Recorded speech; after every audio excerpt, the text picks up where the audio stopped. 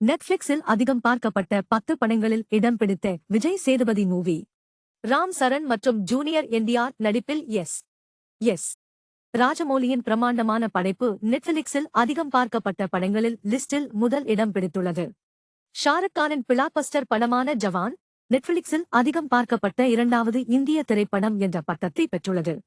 சஞ்சய் லீலா பன்சாலி இயக்கத்தில் ஆலியா பட் நடித்த கங்குபாய் கதியாவாடி திரைப்படம் உலகெங்கிலும் உள்ள பார்வையாளர்களை வெகுவாக கவர்ந்தது. கிரண் ராவின் லாபட்டா லேடீஸ் திரைப்படம் அதன் பலரின் இதயங்களை வென்றது. இது நெட்ஃபிளிக்ஸ் இந்திய வெளியீடுகளில் அதிகம் பார்க்கப்பட்ட படங்கள் லிஸ்டில் இடம் பிடித்துள்ளது. ரன்பீர் கபூர் நடித்த சந்தீப் ரெட்டி வாங்காவின் அனிமல் திரைப்படம் நெட்ஃபிளிக்ஸ் அதிகம் பார்வையாளர்கள் பெற்ற படங்களின் லிஸ்டில் உள்ளது. கரீனா கபூர் கான், தபு மற்றும் கிருதி சனோன் ஆகியோர் நடித்த க்ரூ நெட்ஃபிளிக்ஸில் அதிகம் பார்க்கப்பட்ட படங்கள் பட்டியலில் உள்ளது. விஜய் சேதுபதி நடித்த மகாராஜா திரைப்படம் தியேட்டர் மற்றும் ஓடிடி ரிலீஸ் இரண்டிலும் மாபெரும் வெற்றி பெற்றது. நெட்ஃபிளிக்ஸில் அதிகப்படியான பார்வையாளர்களை பெற்ற படங்கள் லிஸ்டில் விஜய் சேதுபதி மகாராஜா இடம் பிடித்துள்ளது.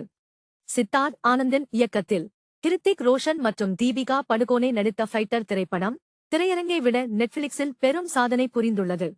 துல்கர் சல்மானின் லக்கி பாஸ்கர் திரைப்படம் உலகளவில் பார்வையாளர்களை ஈர்த்த must watch movie. Ajay Devgn மற்றும் ஆர்.